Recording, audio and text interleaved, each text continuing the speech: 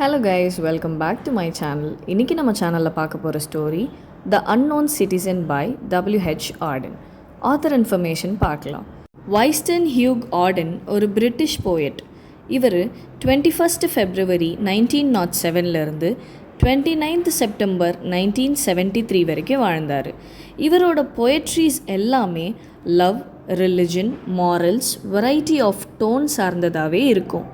Author இந்த போயமை எழுதினது 1939, ஆனால் இதை பப்ளிஷ் பண்ணது January 6, 1940.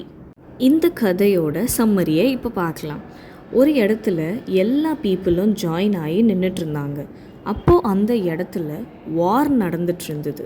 அப்போ அந்த வாரில் யாரெல்லாம் சண்டை போட்டு வின் பண்ணுறாங்களோ அவங்களுக்கு அந்த ஊரில் இருக்கிற ராஜா அவங்களுக்காக ஒரு சிலை வைப்பார்.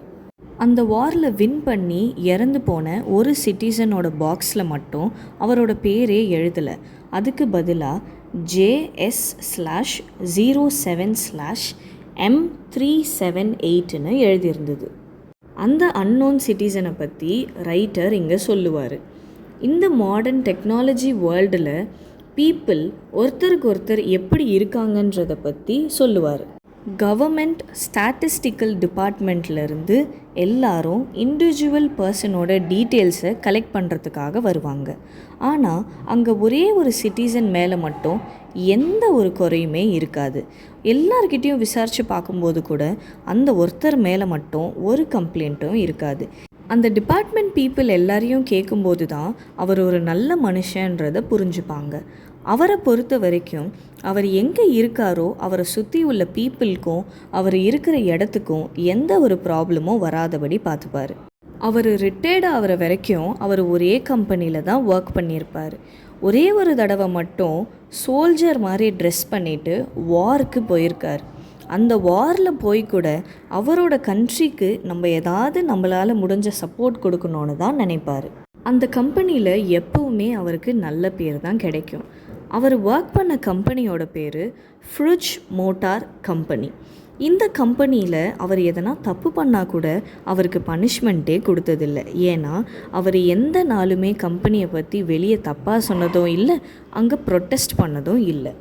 இவர் அங்கே ஒர்க் பண்ணுறதுனால வருஷத்தில் ஒரு முறை அவரோட காசை கம்பெனிக்காக பே பண்ணுவார்.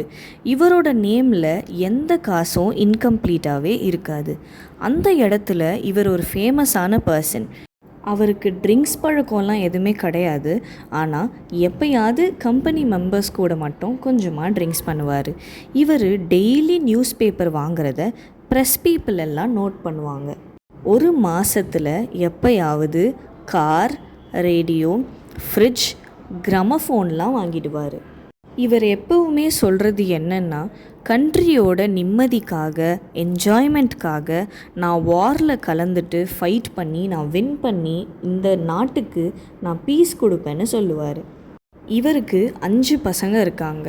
எப்போவுமே அந்த பசங்களோட ஸ்கூலில் டீச்சர்ஸாக இருக்கட்டும், யாராக வேணா இருக்கட்டும், அவங்களோட அப்பாவை பற்றி எப்போவுமே நல்லதாகவே சொல்லுவாங்க. இவர் பசங்களோட எஜுகேஷனில் ரொம்ப தலையிட மாட்டார். இந்த போயமில் போயட் ஒரு குவெஸ்டின் கேட்பாங்க. எல்லா மனுஷங்களும் ஃப்ரீயாக இருக்காங்களா? எல்லா மனுஷங்களும் இந்த உலகத்தில் சந்தோஷமாக இருக்காங்களான்ட்டு கேட்பார். அந்த குவெஸ்டினுக்கு இவர் கொடுக்குற பதில், இந்த உலகத்தில் நான் ரொம்ப ஹாப்பியாகவும் நிறைய ஃப்ரீடமோடவும் வாழ்ந்திருக்கேன். அப்படி இந்த உலகத்தில் நான் ஃப்ரீடமாக வாழலைன்னு இருந்திருந்தால் அதோட இன்ஃபர்மேஷனும் ஸ்டாட்டிஸ்டிக் ரிப்போர்ட்லேயே வந்துரும்ன்ட்டு சொல்லுவார். ஸோ இந்த ஆன்சரை சொல்லிவிட்டு கொஞ்சம் டீஸ் பண்ணுற மாதிரி இந்த போயமை அவர் முடிச்சிருப்பார். இந்த போயமோட இன்ஃபர்மேஷன் உங்களுக்கு பிடிச்சிருந்தா லைக் பண்ணுங்கள், ஷேர் பண்ணுங்கள் அண்ட் சப்ஸ்கிரைப் பண்ணுங்கள். தேங்க்யூ.